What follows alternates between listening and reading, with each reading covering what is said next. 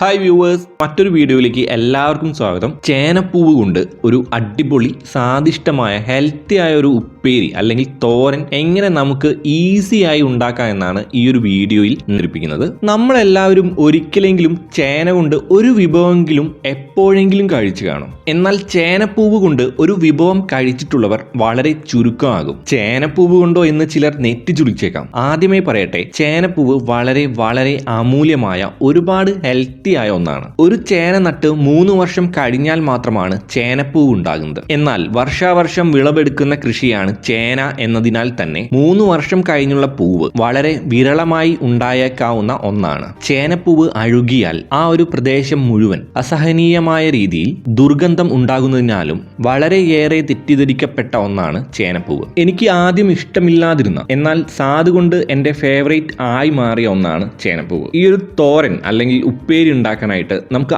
ആദ്യം വേണ്ടത് ഇതേപോലെ മണ്ണിന് പുറത്തേക്ക് വന്ന അന്ന് തന്നെ എടുത്ത കേടാകാത്ത ഒരു ചേനപ്പൂവാണ്. കടകളിൽ ലഭ്യമല്ലാത്ത ഈ ഒരു ഐറ്റം ചേന കർഷകരിൽ നിന്നും വാങ്ങാവുന്നതാണ്. അല്ലെങ്കിൽ ഇങ്ങനെ ഒരു വീഡിയോ കണ്ടിട്ട് ചേന കൃഷി തുടങ്ങിയാലും നല്ലതാണ്. അങ്ങനെ ഈ ഒരു ചേനപ്പൂവ് നമ്മുടെ കൈകളിൽ എത്തിയാൽ പിന്നെ നമുക്ക് വേണ്ടത് വറ്റൽമുളക്, വെളുത്തുള്ളി, പച്ചമുളക്, കാന്താരിമുളക്, കറിവേപ്പില, സവാള, ഉപ്പ്, വെളിച്ചെണ്ണ, മഞ്ഞപ്പൊടി, കടുക്, തേങ്ങ, ഇത്രയും ചേരുവകളാണ് നമുക്ക് ഈ ഒരു ചേനപ്പൂവ് തോരൻ ഉണ്ടാക്കാനായി ആവശ്യമുള്ളത്. ഇതിൽ കാന്താരിമുളക് കൂടുതൽ എരിവും കാന്താരിയുടെ ടേസ്റ്റും ഇഷ്ടമുള്ളവർ എടുത്താൽ മതി. ഇനി നമുക്ക് തോരൻ അല്ലെങ്കിൽ ഉപ്പേരി ഉണ്ടാക്കാൻ തുടങ്ങാം. ആദ്യം തന്നെ നമ്മുടെ ചേനപ്പൂവ് ഒന്ന് നന്നായി കഴുകിയെടുക്കണം. കാരണം മണ്ണിൽ നിന്ന് ഉയർന്നു വന്നതാണ്. നല്ല പൊടി പറ്റിയിട്ടുണ്ടാവും. നല്ല രീതിയിൽ കഴുകിയതിനു ശേഷം ഈ ഒരു തണ്ട് കട്ട് ചെയ്തെടുക്കാം. ഇത് വേസ്റ്റ് ആണ്, നമുക്ക് കളയാനായി മാറ്റിവെക്കാം.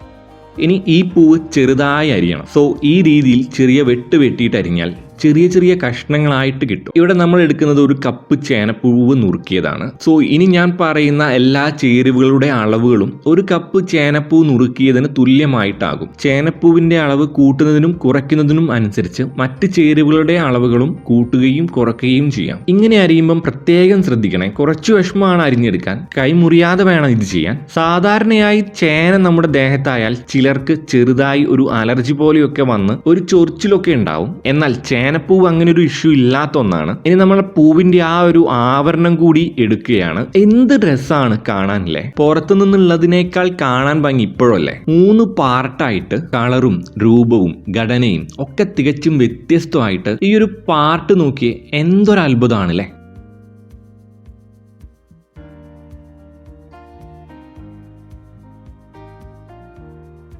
ഈ ഒരു ഇല പോലുള്ള ഭാഗമാണ് നമ്മൾ ഉപ്പേരിക്കായിട്ട് എടുക്കുന്നത്.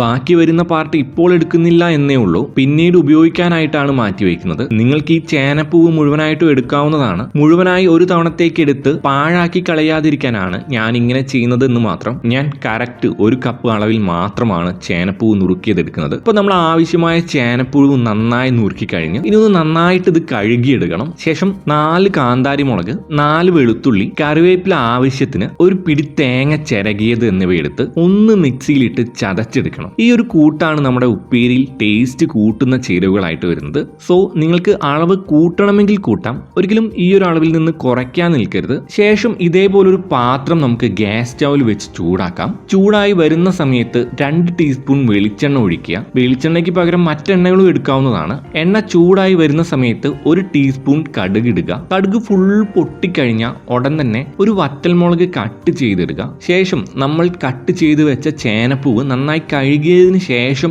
ഈ ഒരു പാത്രത്തിലേക്ക് ഇട്ട് കൊടുക്കുക. എന്നിട്ട് നന്നായി ഇളക്കണം. ഒരു കാര്യം, കടുകും മുളകും എണ്ണയും നന്നായി ചേനപ്പൂവ് കഷ്ണങ്ങളിൽ എല്ലാവിടെയും എത്തണം. കൂടെ ചേനപ്പൂവ് വേവുകയും വേണം. സോ ആ ഒരു രീതിയിൽ വേണം ഇളക്കാൻ. ഇനി ഇതിലേക്ക് 1/2 ടീസ്പൂൺ മഞ്ഞപ്പൊടി ഇടുക. ജസ്റ്റ് ഒന്ന് ഇളക്കിയിട്ട് ആവശ്യത്തിന് ഉപ്പ് ചേർക്കാം. വീണ്ടും ഇളക്കുക. ഇനി 1/2 ഗ്ലാസ് ചെറു ചൂടുവെള്ളം ചേർക്കാം. എന്നിട്ട് ഒന്ന് ഇളക്കിയ ശേഷം നന്നായി ഒന്ന് അടച്ചു വെക്കുക. ഇപ്പം ഒഴിച്ച വെള്ളം ഒന്ന് വറ്റി വരുന്ന സമയത്ത് 1 ഫുൾ സവാള ചെറുതായി കട്ട് ചെയ്ത് ചേർക്കുക. എന്നിട്ട് ഒന്ന് നന്നായിട്ട് മിക്സ് ചെയ്തെടുക്കുക.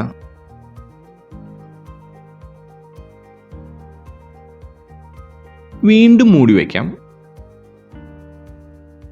കുറച്ച് കഴിഞ്ഞ് വെള്ളം മുഴുവൻ വറ്റി നിൽക്കുന്ന സമയത്ത് നമ്മൾ നേരത്തെ അരച്ചു വെച്ച തേങ്ങയും കാന്താരിമുളകും വെളുത്തുള്ളിയും കറിവേപ്പിലയും അടങ്ങിയ കൂട്ട് ഫുള്ള് ഇട്ട് കൊടുക്കുക. എന്നിട്ട് നന്നായി മിക്സ് ചെയ്തെടുക്കുക. എൻ്റെ പൊന്നോ, അപ്പോൾ ഒരു സ്മെല്ലുണ്ട്, ഹെവിയാണ്. ഇനി കുറച്ച് കറിവേപ്പില കൂടി ഇടുക.